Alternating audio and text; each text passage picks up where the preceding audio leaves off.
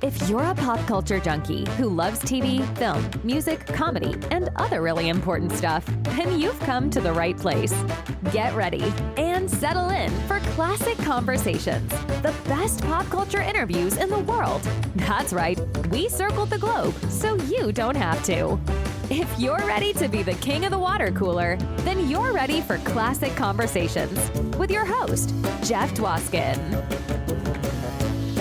All right, Elaine, thank you so much for that amazing introduction. You get the show going each and every week, and this week was no exception. Welcome, everybody, to episode 170 of Classic Conversations, where we just don't have conversations. We've got classic conversations, and we got a hilarious one for you today. Actor and comedian and author and podcaster Mark Schiff is here. Yes, that is right. You heard me correct. Mark Schiff, host of his very own podcast, You Don't Know Schiff, co-author of I Killed, True Stories of the Road from America's Top Comics that he wrote with Rich Scheidner, a previous guest on the podcast, and author of Why Not? Lessons on Comedy, Courage, and Chutzpah. Available for pre-sale and coming out in November. Mark Schiff is a lifelong friend of Jerry Seinfeld, shares a lot of stories about Jerry on the podcast, and Paul Reiser, Rodney Dangerfield, so many stories, chock full of stories this episode is, and that's coming up in just a few seconds. And in these precious few seconds, I want to harken back to episode 168 with Jessica Zor. Such a fun conversation. Jessica, star of Gossip Girl, The Orville, and so much more. Check that out. Also, a bonus episode last week from Crossing the Streams, our live show. Segments taken from the live show, put into podcast format, and sent directly to your ears. TV binge-worthy shows for you to consider. Don't skip on the bonus episodes. They're awesome also. But let's focus on the awesomeness at hand. My guest, Mark Schiff, legendary comedian. Jerry Seinfeld calls him the funniest, brightest stage comics he has ever seen. Paul Reiser loves him too. Says there is nobody funnier. I am super excited to share my conversation with Mark Schiff with you. And that's coming up right now. Enjoy. All right, everyone, I'm excited to introduce you to my next guest, comedian, actor, writer. You've seen him on The Tonight Show, Evening at the Improv, HBO special, Showtime special, comedy legend, Mark Schiff. Welcome to the show, Mark. How are you? Hello, Jeff. Nice to be here, buddy. Good to have you here. Nice to be here. I'm glad you're feeling good. Pretty good. Not bad. Not bad. I'm doing good. Just the normal Jewish complaints, but that's about it. Nothing. Yeah, you never hear a Jew going, you say to him, how are you? Fantastic. So great. Unbelievable. I'm making all the money I need. My wife is as friendly as any human being on the planet. My kids are just dreamboats. My car never, ever needs gas. This steak is perfectly cooked. Steak is perfectly cooked. The air conditioner bill is low. You were in one of my favorite parts of the world. Oh, yeah? You're a big Michigan fan? Or just Midwest? Detroit. In general? I love Detroit. You know, I got a lot of my comedy chops were cut in Detroit at Mark Ridley's Comedy Castle. It was in a few different places, 9 Mile and Woodward, and downtown. And I love Mark Ridley's. Yeah, he was so good to me and so great. And I remember his wife, she opened a donut shop there one time, and Mark would bring donuts in. He didn't pay us much money. He would give us donuts. I think the pay might be exactly the same now as it was. Yeah, something like that. I was there the night that Tim Allen got out of jail, and he came straight to the Comedy Castle to hang out. Tim was in jail for drug sales, and then he came to the Comedy Castle to hang out. That's awesome. Yeah, it's funny. I met Tim Allen at the Comedy Castle. He came to see Louis Black. I was seeing Louis Black, and Tim Allen walks in, and I said to Mark Ridley, I was friends with Mark Ridley from doing the club so much. I said, you got to introduce me to Tim Allen. And right. I just remember Tim Allen's like, hi, I'm Tim Allen. And I'm like, of course you are. But I thought it was cool. I thought that was cool that he didn't assume I knew who he was. What was he like coming back? I mean, because this is, who else was there? Coulier, all those, like what other comedians were there when he came back from out of jail? I was there. Were you hanging out with others? I mean, because I know No, other that was people. Were you headlining? Yeah. Otherwise, I would not be there. But I was headlining that weekend. I can't remember who else was there. I have no memory. I did a Showtime special with Tim Allen and Bobby Slayton. And we flew to Reno. And then because you can't really fly into Tahoe. It was up in Tahoe, the thing. So we flew into Reno. And then we took a limo. They drove us up to Tahoe. And I used to be a bit of a prankster. And I remember I called ahead. And, when you get to a hotel, you go to the desk and check in. And I called ahead and I canceled Tim's reservation. So he gets up to the front desk. He goes, "Hi, here's my ID. I'm Tim Allen. I'm sorry, you canceled it." "What?" And he just, and then we worked it out. But he was so upset. That's really funny. That was my MO. I was one other thing we did in Detroit. Tell me. I was coming through from Canada. And you got to go through customs. Right. So we called ahead, and I was working with another comedian, Peter Patowski was his name. And we planned that Peter would be arrested by customs. And, the customs knew, like the comedy club owners, because every week he had another 2-3 people flying in and over a period of years, and they got to know each other. So they did this thing where they arrested Peter at the border. I went in to talk to him, and they put him in a little holding cell. I said, "Peter, come clean, man. What did you do?" "I didn't do anything, man. I didn't do." "Really? How about your family members? Like maybe, did they do something and give your name?" "I didn't do anything." And he was just, finally, we let him know that it was a whole ruse and he wasn't arrested. We had just done this to him. And he was a good sport about that. Some of these can really backfire in the face. Those are two that actually worked out well. Well, the border is kind of a scary place. Having lived in Detroit, or just outside Detroit, and I would do clubs in Windsor, Canada. And so when you grow up in Detroit, just so everyone knows, I'm going back, 70s, 80s, 90s, before 9/11, I should say. Going to Canada, if you live in Detroit, was no different than just going to anywhere. You just would go. You didn't need a passport. It was nothing. So you don't even think of it as a foreign country almost. It's just so easy to go. But the people at the border are the most powerful people in the world. I mean, meaning like they decide if you come or go. And if they don't like you, I've been stopped at the border. It's a very intimidating thing to get out of your car and be standing there and waiting to determine if they're going to let you go or not, tear apart your car. It can get nerve-wracking. So very nerve-wracking. You could have scared Peter pretty bad there. Yeah.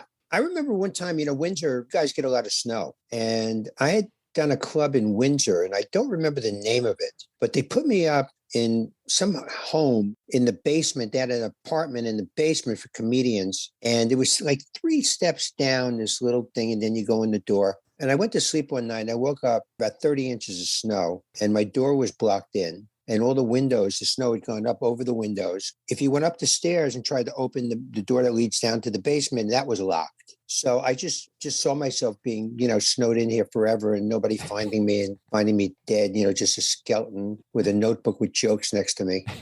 It was... Start writing your best material in case that's the last thing they find. Really extraordinary. But yeah, we get... we haven't gotten as much snow as like the East Coast lately. Like you hear like they'll get like 18, 20 inches. We'll get dust in. But yeah, Canada too, with the lake effect snow, it can be a doozy. Once you get a bit older, every person has the same story. When I was a kid, the snow was really something. Let me tell you something. You never seen snow like I saw when I was 5. We had to walk uphill both ways. My father walked into a snowdrift, never saw him again. It was unbelievable. Oh, so funny. Have you been back to Mark Ridley's Comedy Castle anytime recently? A couple years ago, I did a couple of, I never came back for a week, but I came back to do private shows. One time Ridley hired me, because I work clean, very clean. And he hired me to do a show for a bunch of nuns that were raising money for an orphanage there somewhere in Detroit or somewhere. And in the audience were all these nuns and all these priests. And I worked very clean, not an issue with me. But the guy that went on before me, Ridley did not fact check this guy. And the guy went on and started talking about the priests, having sex and the nuns, in orgies. It was really, it was insane. It was insane. I've had that a couple of times. I remember I did a synagogue, and they put us in the temple there, and they had the Torah behind us in the ark. And this comedian goes up and MF this and F this, and it was just crazy. People don't have they don't understand sometimes that certain places, you just to a certain audience, go easy, right? Oh yeah, no, I hear you. Yeah, it's funny. The one time I was told to work super clean was Mark Ridley's. And I don't consider myself a dirty comedian, but it's nice to have a little bit of a heads up. That's true. Not, hey, oh, by the way, this is a church group. Let's keep it perfectly clean, please. I'm like, a little prep time. Yeah. I remember I did that, and thank goodness, like 2 weeks earlier, I had a clean show that I had to do, a corporate clean show. So I actually had in my head a 20-minute scrub version of my act. I do the act at Mark Ridley's, goes fine. That's the frustrating thing about being a comedian, where you can be a little blue. When you do it clean, you still get the laughs. You're like, yeah, that works. Wow. It feels better even, I think. I walk into the bar, a woman walks into the bar after me and says, oh my God, you were so great. Do you remember me? I was at that show 2 weeks ago. She was at the other clean show I did, the random show with 20 insurance people. And This is the only 2 times she's ever seen me. And it happened to be those 2 sets. A comedian sitting at the bar, and he just finished the second show, and this person comes over, and this woman comes over and says, boy, you are so funny. I want to take you back to my house and just have sex with you all night, do anything you want. And the comedian looks at her and goes, which show did you see? We always wonder what the deal is. So true. The neurosis. Oh, man. That's something I stopped doing many years ago. Even if I feel I had a bad show, I used to do this when I was kind of new, but probably for the first 15 years, people would go, hey, nice show. I go, nah, not really. I wasn't as good as I could be. I'm sorry. And I would make these ridiculous excuses, and they don't want to hear that. They tell you nice show. What they want to hear is thank you. No excuses that you weren't as good as you could be. And I did that. No matter how bad my show is, it's generally not, but some days we're off. People come over and they go, yeah, that was a really great show. I go, thank you. That was nice. I'm glad you were here. Glad you had a good time. It's none of their business what I'm thinking. I'm with you 100% on that. I always feel like I have a good perception of, I don't have laugh ears. Like I know like if it was good, if it was bad, if it was in the middle. And I always like to leave a show with how I felt about the show and not have it disrupted by how other people said it. Because it is weird when you feel like it wasn't great, or you knew it was a B plus, or, and just because of how your delivery ended up going. And they're all like, that was amazing. It doesn't make you feel great because you have that conflict in your head. And it's the same thing when you have a great show and maybe they feel intimidated to come up to you. So they don't come up to you. And then you're like, wait a minute, I freaking killed. Come talk to me. Right. That's right. You have a great show and everybody just rushing out of there, get the hell out. Even if I have a bad show, I don't even like to tell my wife. I'll come home, she'll go, how was your show? And I go, it was good. Because I tell her I didn't have a great show. She thinks, we're going broke. That's the end of his career. It's all over. We're going to be homeless in a year because of him. So I try not to spread the wealth because I know the next show will be better. For me, my wife, it was always keeping her away from the shitty open mic gigs that I would do coming up, that I would do a lot of. It was always come to Mark Ridley's, the show. You know what I mean? Hey, everybody. Just want to take a quick break. Thank everyone for their support of the sponsors. When you support the sponsors, you're supporting us here at Classic Conversations, and that's how we keep the lights on. And now back to my amazing conversation with Mark Schiff. We are about to talk about when friends see our shows early on in our careers. And we're back. But when you're coming up, they don't know how good you could be or how awful you are. Because I had that. My family would come to see me when I was kind of brand new and I was so bad. And, they were nice about it. They would go, you're better than the last time.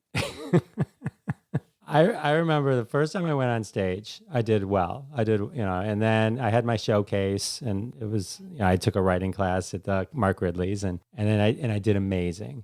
And then the next show, I did so bad. I tanked so hard. I remember my wife coming up to me going, oh my God, I don't even know how you're not crying right now.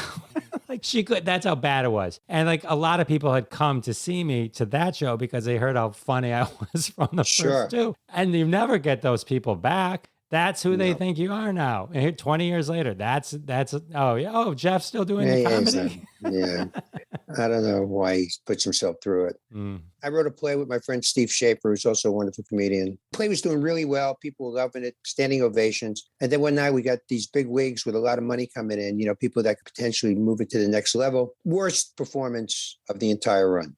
They just walked out of there so fast, hiding their wallets. It was just awful. And so those things happen, but I guess it was meant to be. Yeah, it's hard when that timing, when like, no, it was just so great a minute ago. Which play was that? It's called Married People. Married People. It played at the here in Los Angeles for a couple of months, and we raised the money on one of those GoFundMe. On GoFundMe, we raised like $35,000. In LA, you can put a play up for $35,000. We wanted to move it to New York, minimum $200,000-300,000. Oh, wow. And that's for a small little theater. It's all union, it's all criminals. And we just couldn't get up to go there with it. So instead, I wrote a book. Is that the I Killed with? No, I wrote that with Rich Scheidner. I Killed, True Stories of the Road by America's Top Comedians. It's on Amazon. It's been on Amazon for years. It was a top seller, got great reviews, and it's 200 road stories from comedians. Chris Rock, Seinfeld, Leno, you name it. Comedians of that day were in there. I have a new book coming out called Why Not? Lessons on Comedy, Courage, and Chutzpah. And it's 60 essays, a lot of memoir stuff, but a lot of road stuff, a lot of stories, my tales with famous people like Seinfeld and Leno and Katharine Hepburn and Bob Dylan and Anthony Hopkins, all the people I've met and spent time with. That's awesome. I love that you chose one of the hardest words for Gentiles to pronounce also, chutzpah. Chutzpah. Yeah, I know. I did a podcast and the guy goes, chuppets.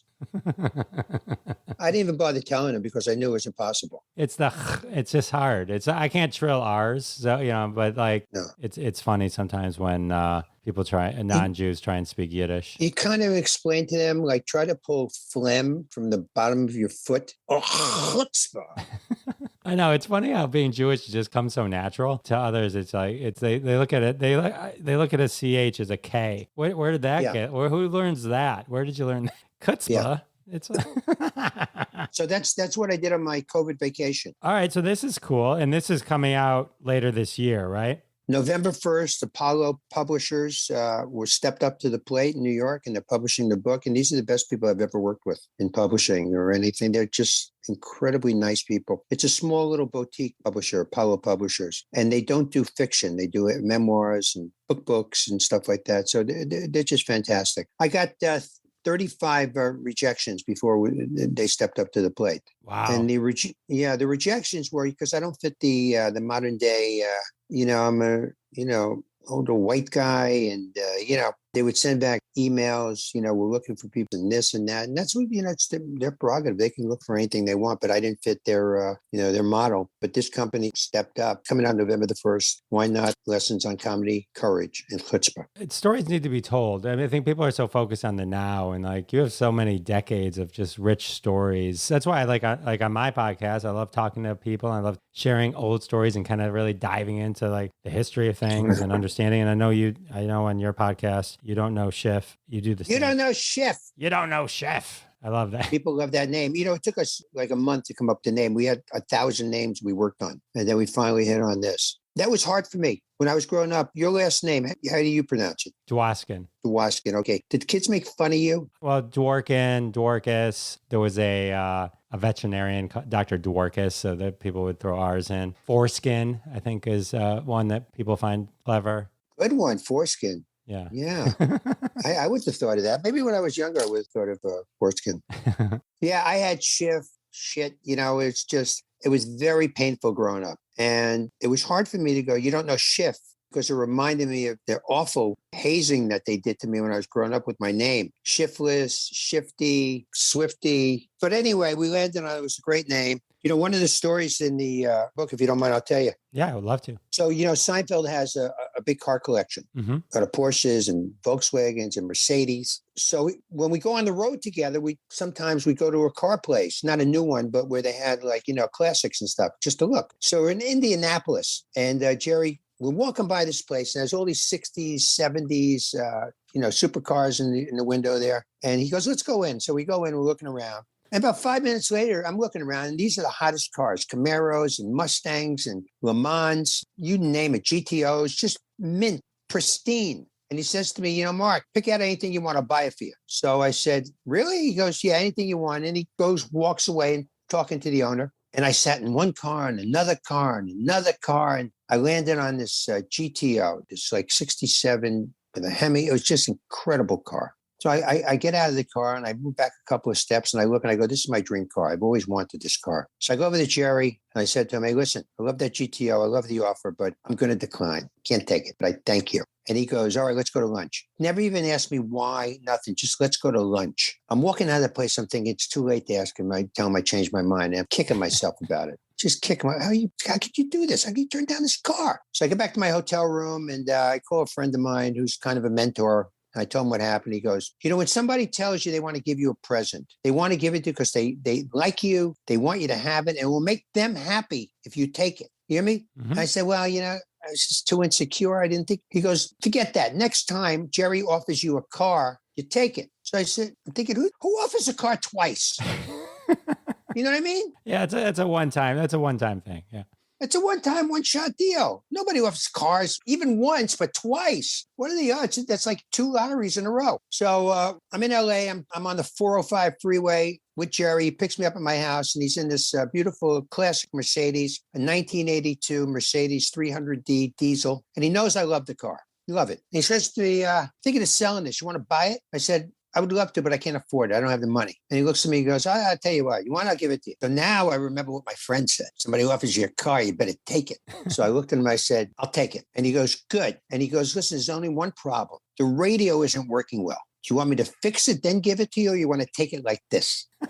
So I remember what my friend said. Somebody offers you something, take it. So I said, fix the radio. So he goes, okay. And 2 weeks later, I got a phone call from his assistant. He said, come on down, pick up the car. It's polished, it's clean, new tires, the whole thing. I've been driving the car for 8 years. So my advice, if somebody offers you something, whether it's a stick of gum or an airplane, take it. That's great advice. And by the way, it made Jerry very happy because this was 7, 8 years ago. He gave me the car. And just about 3 weeks ago, we were having dinner and I went to meet him and I drove the car there. And he was thrilled to see it. He was thrilled to see that it made me happy and I still had it. That's an amazing friendship you guys have. You guys go all the way back, right? We started together. Jerry was working at a place called Bruenberger. He was a waiter making, and he was driving like a Honda 175 motor scooter or cycle or something. And he would take the bus back and forth. And he was living in a studio apartment, one room with George Wallace. They were splitting the rent. So I knew him when he was had no money and no career and just starting out the comic strip. And the rest is history. So yeah, we went back and we have a friendship that lasts a long time. And there's a lot of trust there. I would never tell people anything that he told me. I would never spill any beans. Not that there's anything anyway, but it's good when your friends trust you and you trust them. I'm a huge fan of Seinfeld. He was, I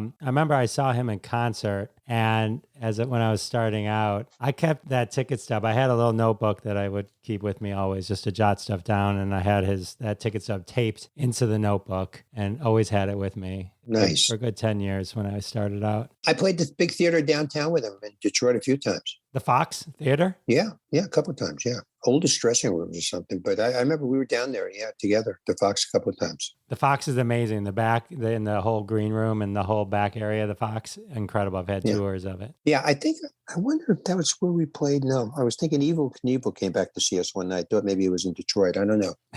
That's amazing. So you must have a million. Who else? You also came up with Paul Reiser, right? I certainly did. He was just on my podcast, 2 episodes. We broke them into 2 episodes, Paul 1 and Paul 2. Paul and I go back also. We started together. On any given night at the comic strip, it was Paul Reiser, Jerry Seinfeld, Gilbert Gottfried, George Wallace, you name it. That was the show on any given night when it first started out. But yeah, Paul and I, and he's been very kind to me, put me on a couple of his TV shows. He gave me a job writing on Mad About You. He gave me a blurb for my book. Jerry gave me the foreword of the book. So it's all good. It's amazing. I'm waiting for all the friends I had to get famous from when I started. Yeah, when they do, jump on the bandwagon really quick because it doesn't last forever. I already have it down. When they ask me for a car, I'm going to say yes. Would you like this car? Yes. Yes. One night, Paul is so funny. He's like one of the funniest guys in the world. And we were in Paris, me, Jerry, Paul, a guy named Michael Hampton Kane. And Paul had a Peugeot, which is a French car. And we're walking towards the Eiffel Tower, and he says to me, as long as I'm here in France, I might as well pick up some parts for my car. And it was just such a funny, off the cuff. I almost doubled over. I don't know why it just hit me at that moment that it was hysterical. And Larry Miller was the other one, part of our group. That's quite a group. I had an opportunity to work with, you mentioned George Wallace. I worked with him, but I didn't really get to meet him. It was like a theater show. So like I went on, he went on, and that was it. There was no real hangout time. I did work with Gilbert Gottfried and got to hang out with him. Backstage a bit. It was always amazing to me. I think when the documentary came out, it made it clear to everyone that how different he was when he wasn't that onstage character. And really nice guy, quiet, shy, unbelievable. Yeah. I spent a lot of time with Gilbert. Coming up, when we first started, we would be at the Improv every night around 8 o'clock trying to get on. And we didn't get on for years. We would just put our time in and hang around. And around 10:30, we realized that's it for the day. We're not getting on here. And we would walk about 2 miles, maybe 3 miles, to catch a rising star on the east side of Manhattan. And we just take a 1 hour stroll every night together and just talk. And then after the show was over, and whether we got on or not, me and him and a bunch of people, we go out to a place called the Green Kitchen around 4 in the morning and just have coffee and muffins and just chat until the sun came up, and then we go to bed. That's awesome. Great stories. Great memories. Tremendous. I was sorry that he passed on. Yeah, when he passed on, I feel like it was such a shock. I mean, maybe people close to him knew he was sick, but I don't think it was at all public. I didn't know. I heard towards the end that he was sick, but I didn't know how sick. That was one of those where everyone went, what? Yeah, it was like, there's certain people you just always feel are going to always be around. They're so bigger than life in terms of the characters that they are. Yeah, his documentary was really interesting.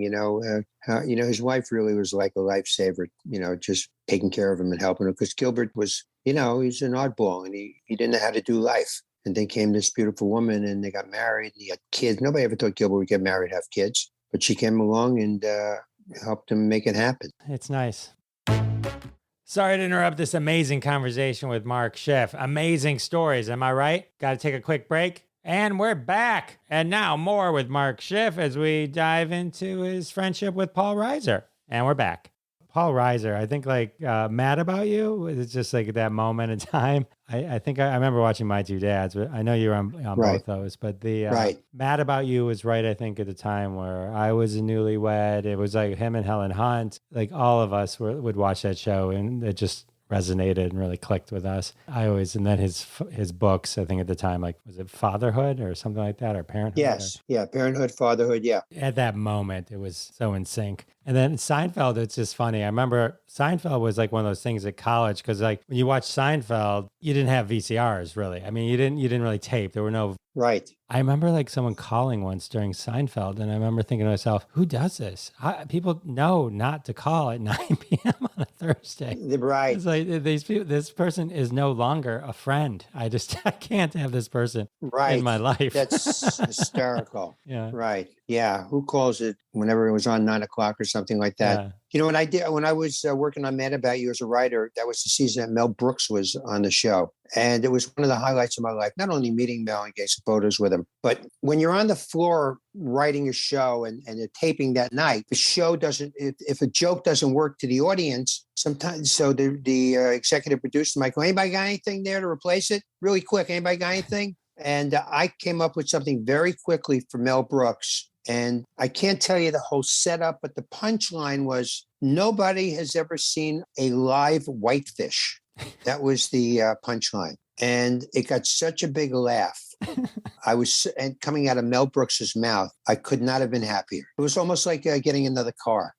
Well, just even if you saying it now, it's made me laugh, because I was like, you're right. No, I don't think anyone ever has. They're everywhere. Every restaurant has it. Yeah.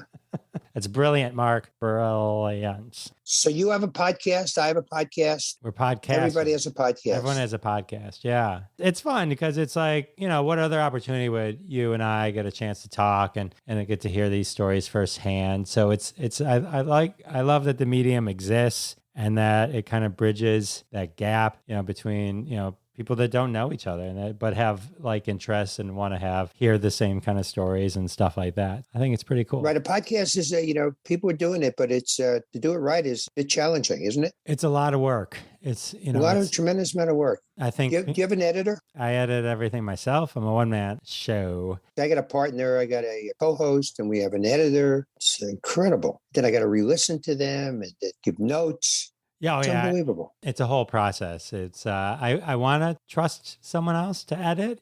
It would save my life a lot of time. But it's funny. I think the more I do interviews and stuff, you become sort of a self-editor as you're doing it, and you know, just to stop for a second if someone coughs, right? You know how to do something. If I say something I don't like the way I say it, I'll just repeat it because I know I can edit out the first one and sound brilliant.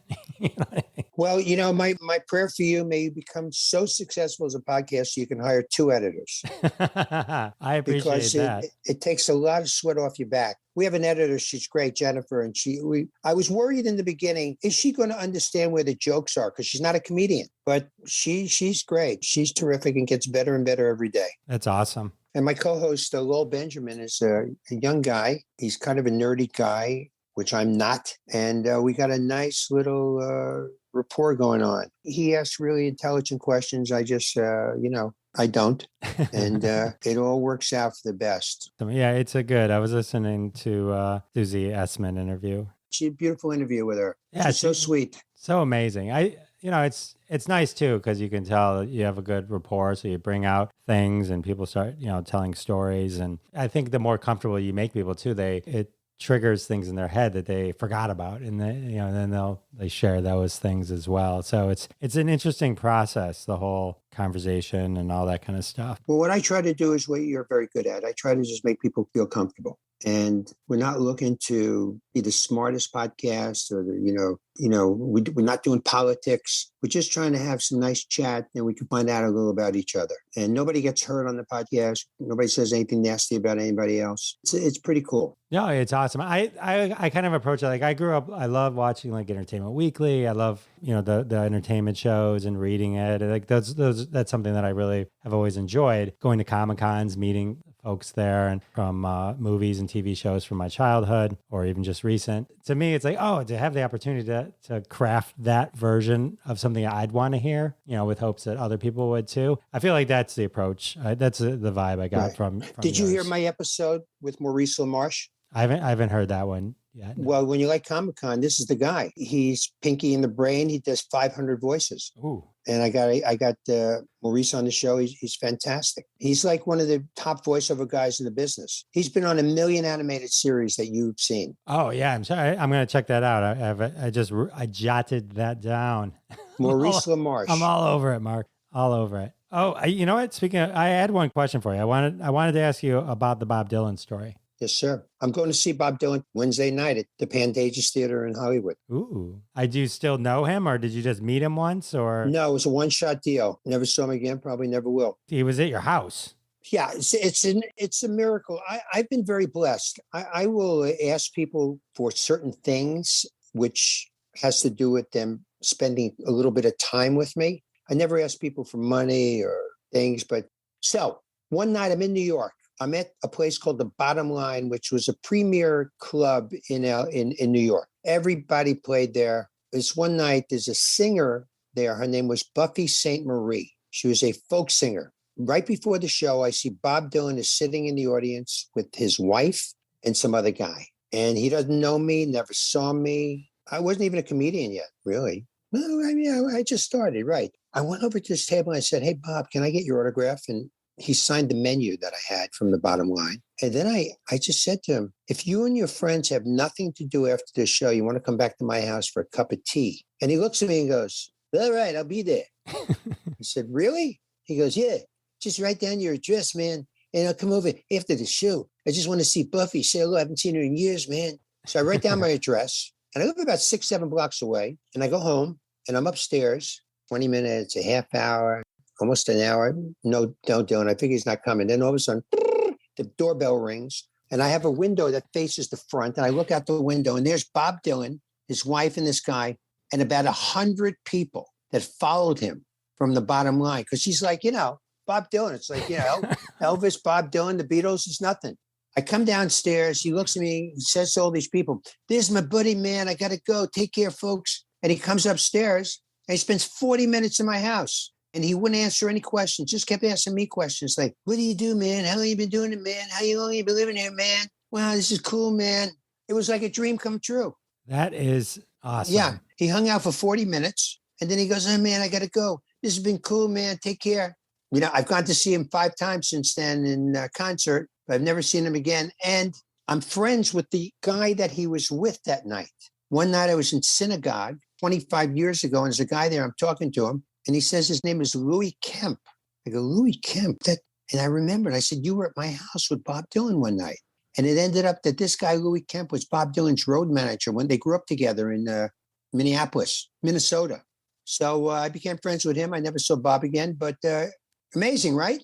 That is so cool. Well, allow me to share the only folk star that ever was at my house. I was too young to appreciate it at the time, but Mary Travers, Peter, Paul, and Mary. Love it, Peter, Paul, and Mary. Mary Travers spoke at my temple, and my mom was, I think, maybe on the committee or something that brought her there. And they established a friendship. They became friends, and they would talk on the phone long after that. But wow, it must have been after it. She was at my house, my parents' house. I remember because she drank from this Tweety Bird cup. We don't have it anymore, but we always used to talk about it. And she hung out in the living room, talked to my parents. I mean, I would have been so young, probably barely even would have known who Peter, Paul, and Mary was, but I knew she was somebody. She gave me an autograph on computer paper, the kind that you would tear off and had to rip the sides off. So she signed, I have a Mary Travers autograph that I have on my wall. And it's just a cool story. I wish I was old enough to appreciate it a little bit more, but we did go to the concert, and backstage, it was my grandfather's birthday, and backstage they sang him happy birthday. Oh, unbelievable. Yeah. Isn't that cool? I love Peter, Paul, and Mary. In fact, Mary Travers had an apartment on 57th Street that when you came off the 59th Street Bridge, I noticed for a fact that when you came off a certain exit of the 59th Street Bridge in Manhattan, you could actually see into Mary's apartment. It was on the 3rd floor of the little 5-story building or something. Yeah, I saw them in concert and I love their music. Who came to see me one night in Detroit? Bob Seger, who's a Detroit guy. Love Bob Seger. I saw him I was at this place called Village Place. It's just like this, doesn't even exist anymore. It's just like a diner. And I'm like, I see this older guy wearing a Rolling Stones t-shirt, and I'm like, holy shit, that's Bob Seger. Tell me. I love this. No. I mean, I spoke to him at the club once or twice. One of my top favorite 10 songs ever is Against the Wind, which is a Bob Seger song. It's so incredibly deep and long lasting. Such a great guy. And he's such a lover of comedy. He used to come to the club a whole bunch to see people. I was just going to say, Mark Ridley's got pictures of him and Bob Seger golfing on the wall when you're at the club. Yeah, very extraordinary. So that's one of the blessings about working with Jerry. Every once in a while, somebody like super famous that you've always loved your whole life comes backstage. You get to meet them and say hello. That's always nice. And everybody's always very nice in that situation. That's really cool. Seeing Bob Seger in concert was one of the highlights, I think, of my concert going career. Yeah, no, I'm going to see Dylan in $340 a ticket. Ooh. Yeah, 15th row center, but I'm thrilled. Bob Dylan is one of the greatest artists the world has ever produced. There's nothing like him. For solo singer, songwriter, there's never been even anybody close to him. I mean, Paul Simon wrote songs, but he didn't come close to, he's unbelievable. He's a genius, but didn't come close to Bob Dylan. 39 studio albums, hundreds and hundreds and hundreds of songs and writings and books. If you never read Bob Dylan's autobiography, Volume 1, Volume 2 is coming out soon, you should read it. Oh, okay. I'll check it out. I'm a fan of Bob Dylan. A friend of mine was a super, super, super fan. It's called Chronicles. It is one of the great masterclasses on being an artist. I'm going to check that out. Thank you for that recommendation. I also read another great book the other day, Travels with Charlie by John Steinbeck. Tremendous book. It's a lot of reading, and I got to squeeze in your book when it comes out. So, yeah, why not? I did want to ask you about, I know your early influence was your parents took you to a nightclub and you saw Rodney Dangerfield, and that kind of set you on the path. You got to know Rodney later, yes? Yes, I did very well. Rodney changed my life. Right. When I was 12 years old, my parents took me to a nightclub called the Boulevard Nightclub in Queens Boulevard in Rego Park, Queens. We lived in Forest Hills. I never seen a comedian live. Maybe I saw him on TV. We're all dressed up. In fact, hold on one second. Just 1 second. Don't go away. Okay, well, this is me not going away. Still here? Hold on. I'm doing nice things for you. Hold on. I don't know if you can see this, but Photo, yeah. This is a photo of the night I decided to become a comedian. Oh, that's so cool. We're at the Boulevard nightclub, and I'm all in suit and tie, and my father's all dressed up, my mother. And this is the night that Rodney Dangerfield came out and opened the show. It was the first night I ever saw a comedian in my life. As soon as he came out and started telling jokes, and I had no idea what these jokes meant because I was 12. Like he would do jokes like, my wife is like a car in the winter. Sometimes I can't get her to turn over. Who knows what that joke means? Now I do because I'm married. Isn't it amazing, though, that the rhythm of a joke and just how he would do it would still make you laugh? Unbelievable. So I decided that night to become a comedian. I never looked back. And I became friends with him. I told him that story. There's a great story, which is not in the book. It should be in the second book. Seinfeld and a comedian named Steve Middleman. One day we find out we're in LA and we find out that Rodney is appearing in Vegas. And we're basically, this before Jerry had his show. We had no money. We got into Jerry's car, which was a Fiat. And we drove to Vegas. We had no money, no hotel. We were going to drive there, try to see Rodney for free, and come home. So we get to Vegas, park the car, go to the show where Rodney is. The maitre d' says, tickets? And we said, we don't have any. We're comedians. He goes, you're comedians? I said, yeah, we're comedians. We're friends of Rodney. Now, we didn't know Rodney, but we had met him once at Catch a Rising Star in New York for like a second. Yeah, we're comedians. And he said to come by. So the guy says, I'll be right with you. He goes backstage, comes back out and says, okay, Rodney says, I'll give you a seat and then go back to see him after the show. Unbelievable, right? Unbelievable. So we're sitting in a booth. We watch the show. It's unbelievably great. We go backstage and Rodney's like, who the hell are you guys? I don't remember you. And we said, yeah, we were Catch a Rising Star. And he goes, where are you staying tonight? So we said, tell you the truth, Rodney, we don't have any money. So we're going to drive back tonight. We have no money for a hotel. He goes, no money? How the hell you come to Vegas with no money? Were you out of your friggin' minds? So he goes, my manager, he tells us, he goes, my manager, I have an extra room for him, but he's not here. You can have his room if you want. He says, whatever you do, don't make any long distance calls and screw me. So then he goes, all right, let's go to dinner. And he takes us out to a Chinese restaurant in Caesars. And the waiter comes over and goes, can I help you? Rodney. And Rodney goes, yeah, I want matzo ball soup. Who eats matzo ball soup in a Chinese restaurant? So the waiter knows Rodney. He goes next door to the deli and gets matzo ball soup and brings it back to Rodney. And we spent that night with Rodney. That's amazing. Yeah, and we had the hotel, and then we drove back to anyway, became friends with him. And I'll end the story with when Rodney was dying in the hospital at UCLA, his wife called me and said, Rodney will probably be gone by tomorrow. If you want to go up and say goodbye to him, please do. He won't recognize you because he's kind of out of it, So I went up there, and there's a Jewish prayer called the Shema. Sure. And Shema Yisrael. And that's one of the things a Jew is supposed to say on the deathbed. If you can remember it and whatever, you're supposed to say the Shema. And I took Rodney's hand, and he was out of it, but I did the Shema with him. And he passed the next day. So I felt really good about that. Mark, that's beautiful, actually. That's really, thank you for sharing that. That's very touching. I'm moved. Yeah, well, he was a good guy and an incredible gift for humanity, and I'm glad I had that time. And everyone has a Rodney story, and they're always great, and it's always how generous he was, and sometimes involves a bathrobe, and sometimes it's always something. But it was like, it's nice to know that someone was so great that existed. Do you think there's anyone that kind of matches him? I don't mean from a comedy point of view, but just from a generosity point of view right now that gives as much as he gave to up and coming comedians? And yeah, there's a bunch of people that are very helpful. There's no doubt about it. I mean, Jerry's very helpful to a lot of people. No doubt about that. If he knows you and you need something, he makes a lot of phone calls and helps people and stuff like that. Leno was always very good. There's a lot of stories about Leno that say things different. That's not been my experience. Anytime we needed something or something, he was always there. I told him about my son. He gave him a job. And now my son is a big agent at CAA, big comedy agent, because Leno gave him a break and let him come in as an intern. It's awesome. I found that most comedians have a pretty good heart.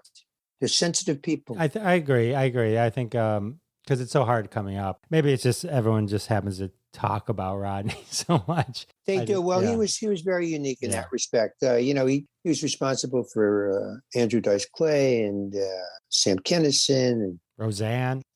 He cut a lot of people breaks. He got upset at me one time. He called me to do his young comedian special, and everyone on the show was a really deeply blue act. Worked really dirty. In hindsight, I should have done it, I think, but I didn't do it. I turned him down. I said, listen, I don't want to be on a show with all these guys cursing their heads off like that. He said to me, you're out of your friggin' mind. I'm giving you a break here. I'm trying to help you. And I didn't do it. And I don't know if it would have made a difference. I don't think it would have hurt me at all. It probably would have helped me. But that's where I was at that time. But again, he just called me out of nowhere and offered me a slot, which was I'm forever grateful for. That's really nice. Who else was on the show? Was that the Sam Kinison one and all that? Yeah, that was with Sam and somebody else. I remember working with Andrew Dice Clay when we first started. We worked at a place called Pips in Brooklyn. It was very famous in New York. George Schultz was the owner, and he actually gave Rodney his name, Dangerfield. Really? Before that, he was Jack Roy. And so we gave him the name. And Andrew Dice Clay used to just do impressions of Stallone and this guy. And he worked very clean. And there was no resemblance to what he does now. He's truly a funny guy and a terrific actor, Clay. I think his acting is amazing. And that Bradley Cooper movie with when he played Lady Gaga's father, there was a scene in that. It's tremendous. I'm just like, I could watch this scene over and over again. It's like, it was so genuine. Tremendous guy. He was great in Pam and Tommy too. He's been terrific. And he was in Woody Allen movie. I'm not sure I saw that one, but yeah. He also had his own TV show a couple of years back on Showtime, which I think was 2 seasons or something, but I thought it was terrific. He played himself, this guy who was a really big comedian. They wiped out. Nobody wanted to hear from him anymore. And he was trying to come back to a comeback. It was an interesting show. Oh, I think I remember that. It was called Dice, I think. It'd be nice to see him break out re-break out into, obviously he was the biggest at one time, but like even as an actor, just to kind of I agree. Be seen as that. One last question. Louie Anderson, I saw that he had a quote on your book. Were you friends with him? Yeah. So Louie and I, when I got out to California, he was at the Comedy Store. And one thing, Louie and I had something in common. We both had wacky childhoods, and we both did family comedy. He talked about his mother, his father, his brothers. He talked about all that stuff on stage. He also worked very clean, Louie. We kind of gravitated towards each other. And I did family stuff. And he was always very nice to me. When I did my first book, gave a story, and then he gave me this for the book. And I was so sorry to see him go too. Nobody, we didn't think Louie would live a long time because he was so heavy for so many years. And, didn't really lose a lot of weight, started getting weak. And when he went to Vegas, he had to sit down and do his shows and stuff. But then he just disappeared one day. But he was a true talent too, and a very, very sweet guy. Very, very sweet guy. That's the impression I had of him. I always thought he was like one of the funniest and just seemed like such a nice person. Very gentle, very funny and gentle. He had a style about him. He didn't really pound it out. He just kind of just chatted it out like an old folklore guy. I loved him. Tremendous. Mark, you got so many great stories. I know you just scratched the surface. I want to thank you for hanging out with me. It's so cool. My pleasure. To you. I'm glad we got this together, and I'm glad you're feeling okay. And go listen to, when you get a chance, go listen to Maurice LaMarche. You don't know Schiff. And you can pre-order the book, anybody that's listening, on Amazon. Why not? Why not? Lessons on comedy, courage, and chutzpah. Maybe that'll be the name of the episode. Mark Schiff has chutzpah. Yes, sir. That'll be a good name. So yeah, I'll put links to everything in the show notes, your podcast, the book, and all that kind of stuff. So appreciate that, brother. People can get to it and enjoy your goodness. And thank you. And if you get a chance, you come out to LA, get in touch with me, and we'll hang out. Go up to Bel Air and buy a place for $30 million. And if you happen to offer me a car, I will say yes. Okay, but it'll be a little a little car, but it's still a car. Tiny car. It's still a car. I will offer you one of those. What were those cars we had? Aurora. We had Aurora cars when I was growing up. We had like Matchbox. Did you ever have the ones that I was talking about yesterday that you wound up and it went into a wall and exploded? It like the doors would fly off. They were crash mobiles. I kind of can picture what you're talking about, but I don't think I had those. You put it together in like 6 pieces. Yeah. And then it had one of those wind up things that when you let it go, the back wheels would go. Sure. And then go into a warm, boom, the hood would fly off, and it was the greatest. I could do that for like 6 hours straight. Sounds amazing. Well, Mark. All right, brother. Thank you so much. Be well. All right. How amazing was that conversation with Mark Schiff? In the beginning of the interview, when he mentioned he was glad I was feeling well, it's because I had recovered from COVID. I had to postpone the interview, and he was just checking in to see how I was because he's a mensch. So definitely check out Mark's podcast. It's really awesome. You Don't Know Schiff. You can get it wherever you listen to this podcast. It's everywhere. Also, amazing interviews as well. Also, pre-order or get his book, depending on when you're listening to this episode of the podcast. Why not? Lessons on Comedy, Courage, and Chutzpah. One of the extra perks of this episode is learning how to pronounce the word chutzpah. Get your going. DM me on any of the socials if you need help with the in chutzpah. Anyway, so check out Mark's book. Check out his podcast. If he comes to your town, check out his comedy as well. Well, with the interview over, it can only mean one thing. That's right. It's time for another trending hashtag from the family of hashtags at hashtag Roundup. Download the always free hashtag Roundup app at the Google Play Store or iTunes App Store. Follow us on Twitter at hashtag Roundup. Tweet along with us, and one day one of your tweets may show up on a future episode of Classic Conversations. Fame and fortune await you. This episode's hashtag, of course, inspired by the episode, my interview with Mark Schiff. Hashtag a movie or show gets a car. From Wag Your Tags, a weekly game on hashtag Roundup. Hashtag a movie or show gets a car. And we all know now from listening to the episode, if someone offers you a car, you take the car. All right, this is the ultimate mashup of a movie or show and mash it up with an automobile. I know. Could there have been a more perfect hashtag for this episode?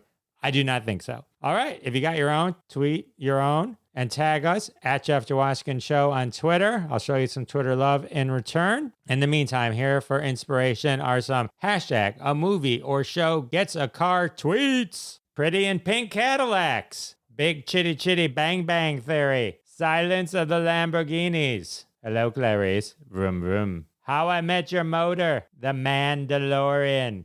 That's a good one. All of these are awesome. Hashtag a movie or show gets a car tweets. Live and Let Drive. Uncle Buick. The Ford and the Stone. National Lampoon Spring Break. BRAKE. More of a visual and you're listening, so I just wanted to make sure everyone was on the same page. Nissans of Anarchy. How Stella got her gremlin back. Awesome. Hashtag a movie or show gets a car tweets. But we're not done. Any given Hyundai. 2 inches. This car is going to move 2 inches. That was horrible. I apologize.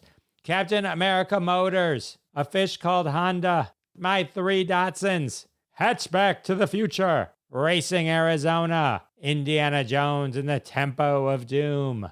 And our final, hashtag a movie or show gets a car, hanging with Mini Cooper. Alrighty. Those are some awesome hashtag a movie or show gets a car tweets. If you're inspired, head to Twitter. Tweet your own with the hashtag and tag us at Jeff Jawaskian Show. Like I said, I'll show you some Twitter love. I'm repeating myself, but I think it's worth it. All right, well, with the hashtag over and the interview over, it can only mean one thing. That's right, episode 170 has come to an end. Why does the time go by so quickly? I don't know. Must be because we're having fun. Well, I want to thank my special guest, Mark Schiff, for joining me today. And of course, I want to thank all of you for coming back week after week. It means the world to me. You know it does. And I'll see you next time. Thanks so much for listening to this episode of Classic Conversations. If you like what you heard, don't be shy and give us a follow on your favorite podcast app. Also, why not go ahead and tell all your friends about the show? You strike us as the kind of person that people listen to. Thanks in advance for spreading the word, and we'll catch you next time on Classic Conversations.